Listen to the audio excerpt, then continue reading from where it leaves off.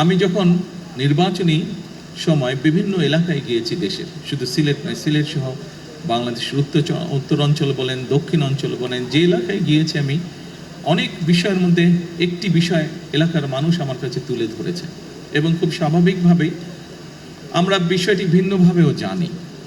সেটি হচ্ছে বাংলাদেশের মানুষের স্বাস্থ্য ব্যবস্থা বা চিকিৎসা ব্যবস্থা। দুঃখজনকভাবে হলেও সত্য যে শহরের মানুষ কিছুটা চিকিৎসা সুবিধা পেলেও গ্রামের অধিকাংশ জায়গায় এখনও আমরা ভালোভাবে স্বাস্থ্যসেবা পৌঁছে দিতে সক্ষম হইনি। এবং সেজন্যই আমরা বলেছিলাম যে আমরা একটি ব্যবস্থা গ্রহণ করতে চাই। এটি আমি সংক্ষেপে আপনাদের সামনে তুলে ধরছি। আমি এর আগেও কয়েকবার বলেছি। দেখুন, এখানে আপনারা যারা আছেন, সিলেটের মানুষ বিশেষ করে অনেকেরই, প্রায় বহু মানুষেরই লন্ডন সফর করার সুযোগ হয়েছে। যারা যারা লন্ডনে গিয়েছেন আপনারা সকলেই জানেন NHS নামে একটি প্রকল্প আছে বা NHS নামে একটি ওখানে সংগঠন আছে, যাদের দায়িত্ব হচ্ছে সেই দেশের সকল মানুষের, যারা সেই দেশের বৈধ নাগরিক, তাদের সকলের চিকিৎসা ব্যবস্থা তারা লুক আফটার করে, তারা দেখভাল করে।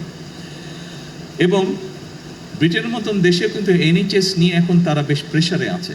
এটি একটি ব্যয়বহুল বিষয়। সেই দেশের আইন অনুযায়ী সেই দেশের নাগরিক বা বৈধভাবে যারা বসবাস করে তাদের যে কোনো ধরনের অসুস্থতা সুস্থ করার দায়িত্ব হচ্ছে সরকারের। সেই জন্য খুব স্বাভাবিকভাবেই যেহেতু এটা সরকারের দায়িত্ব, সরকারের উপর একটি চাপ থাকে, অর্থনৈতিক একটি বিষয় থাকে এখানে বিষয়।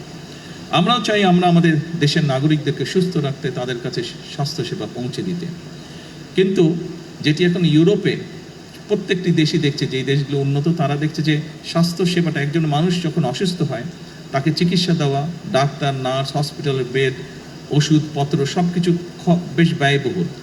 কাজেই আমরা যদি একটি পরিকল্পনা গ্রহণ করি যে আমরা যদি মানুষকে সচেতন করতে পারি, সচেতনতার মাধ্যমে আমরা যদি অসুস্থ মানুষের সংখ্যা কমিয়ে আনতে পারি, তাহলে যারা অসুস্থ হবেন তারা বেটার সার্ভিস পাবে যখন তারা ডাক্তারের কাছে যাবে, যখন তারা হসপিটালে যাবে।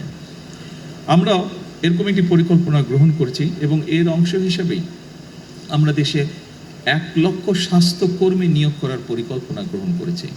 এই মানুষগুলো, এবং এই 1 লক্ষের মধ্যে 80% থাকবে নারী স্বাস্থ্যকর্মী। এই মানুষগুলোর দায়িত্ব হবে গ্রামে গ্রামে, ঘরে ঘরে যাওয়া।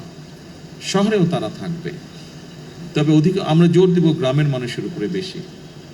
তারা যাবে, তারা মানুষগুলোকে, বিশেষ করে পরিবারের নারী যারা আছেন, যারা সংসার দেখাশোনা করেন, দায়িত্ব যাদের, তাদেরকে গিয়ে তারা অ্যাওয়্যার করবে, সচেতন করবে যে কোন খাবারটি খেলে ডায়াবেটিস হবে না, কোন খাবারটি খেলে কার্ডিয়াক হবে না, বা লাইফস্টাইল কি হলে তার হার্টের সমস্যা হবে না, কোন খাবারটি খেলে কিডনির রোগ হবে বা কিডনির রোগ হবে না। এই বিষয়গুলি সম্পর্কে তাদেরকে সচেতন করবে, হাইজিন সম্পর্কে তাদের সচেতন করবে। অর্থাৎ আমরা চাচ্ছি যে ইনশাল্লাহ ধীরে ধীরে আমরা সামগ্রিকভাবে পুরো দেশে যত বেশি সংখ্যক মানুষকে সুস্থ রাখা আমাদের লক্ষ্য। তার ফলে স্বাভাবিকভাবেই যারা হসপিটালে আসবে পরবর্তীতে অসুস্থ হয়ে, তাদেরকে যাতে বেটার চিকিৎসা দেওয়া যায়। স্বাভাবিকভাবেই চিকিৎসা, অসুস্থ মানুষের সংখ্যা যখন কম হবে, আপনার মেডিকেলের ক্ষেত্রে আমাদের জন্য সুবিধা হবে টেক কেয়ার করতে।